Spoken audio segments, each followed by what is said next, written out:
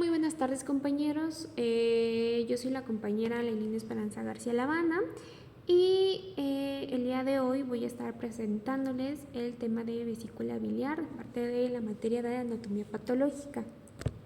Y bueno, nuestro contenido se dividirá en tres grandes bloques, que es la colelitiasis, la coledocolitiasis y lo que sería el carcinoma de vesícula biliar. Ahora, para entender este grupo de enfermedades, primero debemos de visualizar lo que es la anatomía.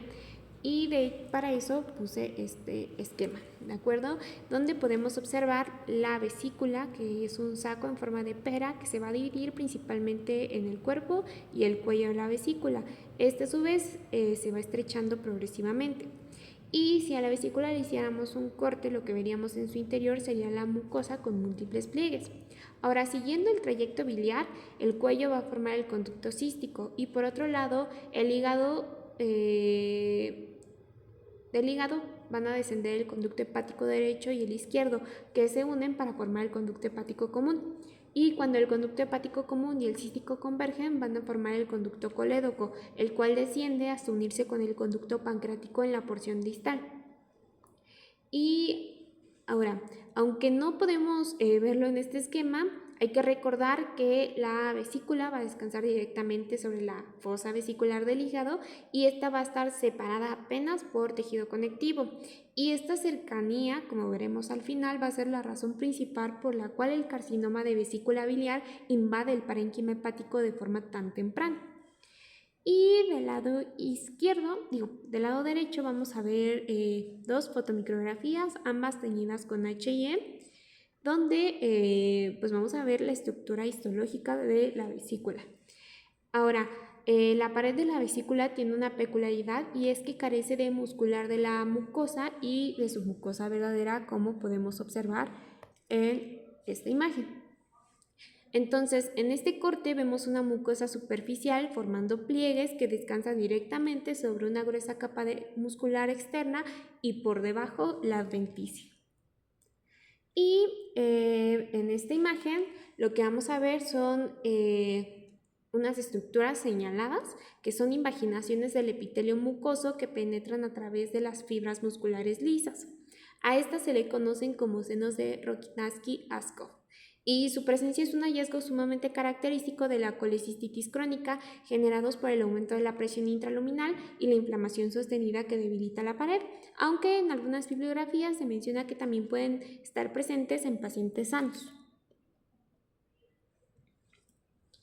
Y bien, ahora, ¿qué es la colelitiasis? Pues se define como la presencia de litos dentro de la vesícula biliar. Y dependiendo de su composición es que estos litos se van a dividir principalmente en tres tipos: de colesterol, que es de un 80 a un 90%, pigmentarios del 10 al 20% y mixtos. Estos mixtos también se dividen en algunos subtipos, pero son muy raros. Ahora, los de colesterol tienen un color amarillento, pardo o blanquecino y suelen presentar caras planas o facetadas por la fricción constante entre ellos. Los pigmentarios son completamente distintos, son oscuros, negros o verdosos, son muchísimo más pequeños. Más adelante tengo unas imágenes para que puedan visualizar como esta diferencia de tamaño y tienen una consistencia friable, es decir, que se van a deshacer al tocarlos. Y bueno, finalmente estos mixtos que les digo, aquí sí es, dependiendo del subtipo, difieren de qué están compuestos. Ahora, ¿cuáles son los factores de riesgo para desarrollar litos o una colelitiasis? Y aquí vamos a dividir los factores de riesgo para los cálculos de colesterol y los cálculos de los litos pigmentarios. Para los litos de colesterol, la obesidad, el síndrome metabólico y la reducción de peso rápida van a alterar el metabolismo lipídico, lo que va a provocar que el hígado secrete más colesterol del que la bilis puede disolver, además de causar hipomotilidad vesicular, que de hecho es un factor de riesgo, y las hormonas sexuales femeninas como el embarazo o anticonceptivos van a aumentar la secreción de colesterol y disminuyen el vaciamiento vesicular. Y en la cuestión de la demografía, se ha visto que principalmente las etnias de europeos, nativos americanos y mexicano-estadounidenses tienen mayor prevalencia. Y esto es más que nada por las predisposiciones genéticas en el transporte de lípidos biliares, pero también se relaciona mucho con la dieta. Y para los litos pigmentados, las anemias hemolíticas crónicas van a provocar una destrucción masiva de eritrocitos, obligando al hígado a excretar cantidades enormes de bilirrubina. Y las infecciones biliares son un factor porque las bacterias producen enzimas que desconjugan la bilirrubina, haciéndola insoluble y propensa a precipitarse. Y las demografías asiáticas y de medio rural están más expuestas a parásitos biliares que pueden causar estas infecciones. Y bueno, también es un factor de riesgo la parte de los trastornos digestivos, como enfermedad ileal, enfermedad de Crohn, la resección o derivación ileal y la fibrosis quística con insuficiencia pancreática, porque pues justo van a afectar toda esta cuestión digestiva. Ahora, pasando a lo que sería la patogenia, vamos a tener principalmente 5 pasos.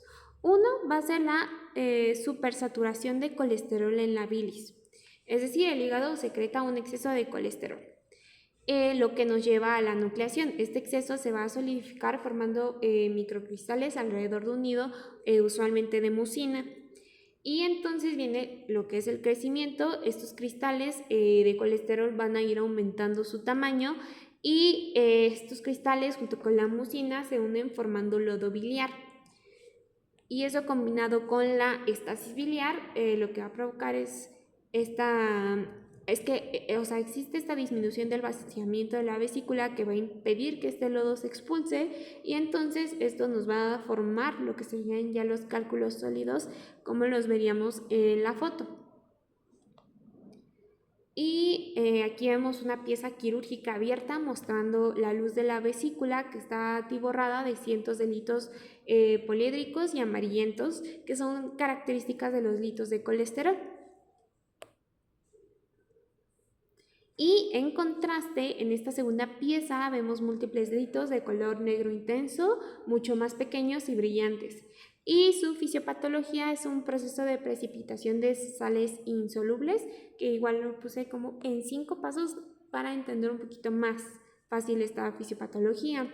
Entonces, esto inicia con un aumento de la bilirrubina no conjugada, por ejemplo, por la degradación excesiva de eritrocitos en un proceso de hemólisis o infecciones. Y esta bilirrubina se va a combinar con el calcio presente en la bilis, creando un predominio de bilirrubinato de calcio, y ocurre la nucleación y precipitación formando núcleos sólidos microscópicos, y estos núcleos van a crecer y se van a agregar atrapando mucina. Finalmente se van a formar los cálculos pigmentados oscuros en la vesícula o en las vías biliares, que vamos a comentar un poquito más adelante acerca de esto. Y hablando de las manifestaciones sintomáticas, es un signo cardinal el cólico biliar. Semiológicamente es un dolor sordo y de naturaleza continua localizado en el epigastrio que irradia clásicamente hacia el hombro o hacia la escápula derecha, y se desencadena por la ingesta de grasas, lo que estimula a la vesícula a contraerse contra un conducto obstruido por un lito, y se considera autolimitado porque cede espontáneamente en menos de 6 horas. Y si el dolor persiste más de estas 6 horas, pasamos a lo que serían las complicaciones. Principalmente va a ser la colecistitis, que sería la obstrucción sostenida que genera isquemia e inflamación aguda de la pared vesicular, y esta se va a inflamar. La colangitis, que va a ser una urgencia vital y ocurre si la bilis estancada en los conductos se sobreinfecta con bacterias, causando fiebre, ictericia y dolor. Y la pancreatitis, que es si el lito migra y obstruye la ampolla de Vater distalmente, el jugo pancreático se va a retener y esto va a generar la inflamación del páncreas por todas las enzimas y el zimógeno que se va a quedar ahí atrapado. Entonces esto va a hacer que se autodigiera el páncreas. Y bueno, otras complicaciones va a ser la perforación, las fístulas o el empiema, donde pues este sería característico en un proceso inflamatorio infeccioso. Y el tratamiento curativo y definitivo, como se ve en esta imagen, va a ser la laparoscopía, donde se va a hacer una colecistectomía o una colecistectomía laparoscópica. Y en casos selectos se puede intentar la terapia de disolución médica con ácido ursodesoxicólico, pero realmente casi no se utiliza porque una depende del tipo de lito que sea, cuántos litos hay y como este tipo de pacientes puede llegar a recurrir, lo mejor es la colecistectomía laparoscópica. Y bueno, pasando al tema de coledocolitiasis, se va a definir como la presencia de litos dentro del conducto colédoco. Y es muy relevante porque entre el 10 al 20% de los pacientes con colelitiasis la van a presentar. Es decir, primero el hito estaba en la vesícula y migró a lo que es el conducto colédoco. Además, la frecuencia aumenta progresivamente con la edad, superando el 15 al 20% en mayores a 60 años. Otros factores son el sexo femenino, la obesidad y tener litiasis múltiple. Y tener el antecedente de colecistectomía también aumenta el riesgo de cálculos residuales. Ahora, la clasificación, hay una clasificación que es topográfica y temporal. Entonces, la clasificación primaria, los cálculos se forman de nuevo dentro del colédoco y generalmente son pigmentados y se asocian fuertemente a estasis e infección biliar. La secundaria es la abrumadora mayoría porque es aproximadamente del 90% de los casos y los cálculos usualmente de colesterol se formaron en la vesícula y migraron al colédoco. Y la residual es una complicación postquirúrgica donde persiste un cálculo en el colédoco inmediatamente después de quitar la vesícula. Y la recurrente es cuando hay reaparición de cálculos meses o años después de un tratamiento. La patogenia de la coledocolitiasis pues, es un síndrome obstructivo clásico y es que tras la formación y migración el hito llega al colédoco, se impacta obstruyendo físicamente el flujo de la bilis y esto aumenta la presión biliar retrógrada causando colestasis. Y bioquímicamente la bilis, como no puede llegar al intestino, causa una elevación de la bilirrubina directa. Por eso es de que tenemos una ictericia obstructiva y daño endotelial que eleva la fosfatasa alcalina y la GGT. Entonces, la bilis estancada favorece la infección también, lo que progresaría a una colegitis. Y esto nos lleva a complicaciones severas como la pancreatitis aguda biliar o sepsis y abscesos hepáticos si no se resuelve. Y en esta imagen de una colangiopancreatografía por resonancia magnética podemos visualizar la obstrucción. Todo lo que es hiperintenso o brillante es el líquido biliar dentro de la vesícula y los conductos. Y la flecha blanca señala un defecto del llenado que de hecho se ve hipointenso en el trayecto del colédoco. Ese es el lito físico impactado. Y bueno, aquí lo podemos ver. Y pues como se ve en la imagen, todo este flujo se pierde después de que vemos esta imagen hipointensa de el hito.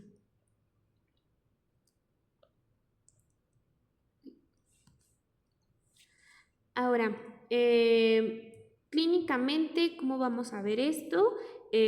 Pues los pacientes van a presentar dolor en hipocondrio derecho, hipogastrio, la ictericia en los laboratorios, pues son a tener un aumento en lo que sería la bilirrubina directa, fosfatasa alcalina y GGT, que este es un patrón obstructivo.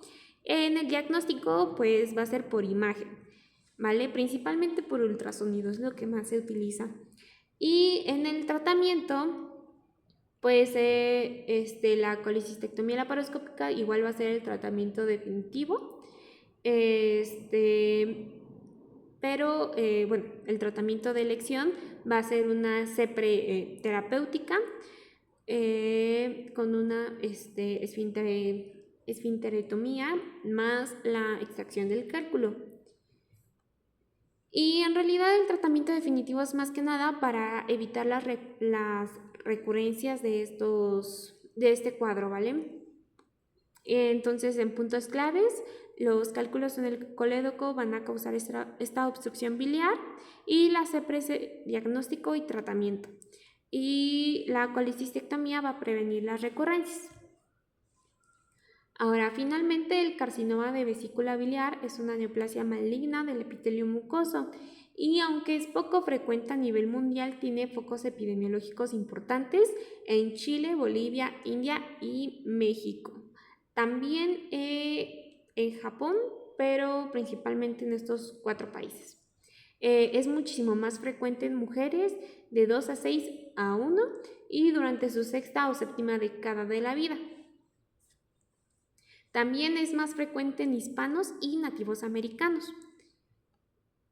Ahora, ¿por qué la colelitiasis y la colecistitis crónica son sus principales factores de riesgo? Y esto es porque los litos y la inflamación, como lo vamos a ver más adelante, van a generar un traumatismo y un estrés oxidativo constante. Pero, bueno, en factores de riesgo, aparte de estos, también vamos a tener la vesícula en porcelana o por Salmonella typhi, la formación de pólipos mayores a 1 centímetro, anomalías en la unión pancreatobiliar, la obesidad, tabaquismo y la exposición a carcinógenos. Y pasando a esta parte de la fisiopatología, era lo que les comentaba de por qué la colelitiasis es un factor de riesgo para desarrollar esta enfermedad. Y esto es porque los litos y la inflamación van a generar este traumatismo y este estrés oxidativo constante. Y la inflamación crónica va a liberar las citocinas y que esto va a estar dañando constantemente a todo este tejido.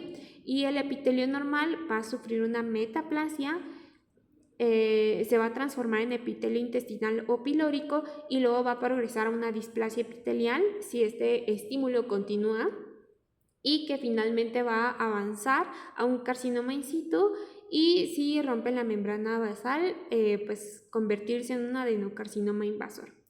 Y aquí los mecanismos clave va a ser la inflamación crónica junto con la liberación de citocinas y factores de crecimiento, el estrés oxidativo que va a dañar finalmente el ADN y esta proliferación celular persistente, así como la acumulación de alteraciones genéticas y epigenéticas que van a favorecer la transformación maligna.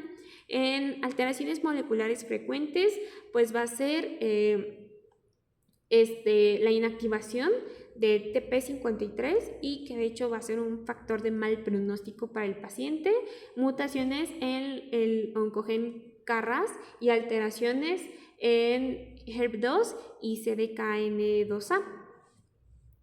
Y aparte pues de las hipermetilaciones, que sería una mutación epigenética. Entonces esto va a llevar a una proliferación desregulada, evasión de apoptosis y progresión tumoral. Ahora, como les había mencionado en las primeras diapositivas, la vesícula no tiene submucosa. Esto va a permitir una invasión temprana directa hacia el hígado, al ligamento hepatoduodenal, ganglios y peritoneo antes de dar síntomas evidentes. Es por eso que, si bien puede ser una neoplasia que se puede tratar fácilmente, este tipo de pacientes llega ya en un estadio muchísimo más avanzado. Y en los hallazgos microscópicos, pues aquí va a diferir y de hecho vamos a tener distintos patrones de diferenciación. El más común, el tipo más común es un adenocarcinoma, que es aproximadamente del 90 al 95% en cuestión del tipo de neoplasia y se va a caracterizar por tener glándulas irregulares infiltrantes, la producción variable de mucina, la atipia nuclear marcada y el pleomorfismo, las figuras mitóticas frecuentes y la reacción desmoplásica prominente. Y en los patrones de diferenciación podemos tener un patrón tubular, que va a formar túbulos o glándulas bien definidas, el papilar, que vamos a tener estas proyecciones papilares con ejes fibrovasculares, mucinosa, que son células con citoplasma claro, como se puede observar en esta imagen, y mucina intracelular o extracelular, el pobremente diferenciado, que son células poco cohesivas con marcada atipia y patrón sólido. Y en otros tipos que son muy poco frecuentes tenemos el adenoescamoso, el escamoso, neuroendocrino e indiferenciado. Y de hecho aquí tengo algunas imágenes. Estas 4 imágenes son sacadas de Pathology Outlines, y en esta primera imagen, que es una macro, podemos apreciar un adenocarcinoma invasivo que se presenta como una proliferación nodular papilar multifocal en el fondo y el cuerpo de la vesícula biliar. Aquí podemos ver toda esta proliferación papilar. La segunda imagen es igual un adenocarcinoma papilar invasivo en la vesícula biliar, y aquí lo importante es que pues lo que vemos es un pólipo. Bueno, es una lesión similar a un pólipo, porque ya sabemos que es un adenocarcinoma papilar en contexto de una neoplasia papilar intracolecística. Y pasando con las micros, lo que se logra observar de este lado, en esta de aquí, es un adenocarcinoma de vesícula biliar incidental, detectado en una vesícula biliar con un engrosamiento focal. Pero aquí lo característico es que es un tumor expansivo profundamente invasivo con una abundante desmoplasia, que era lo que comentábamos en la diapositiva anterior. Y de este lado, lo que podemos ver es este patrón papilar característico del adenocarcinoma papilar invasivo.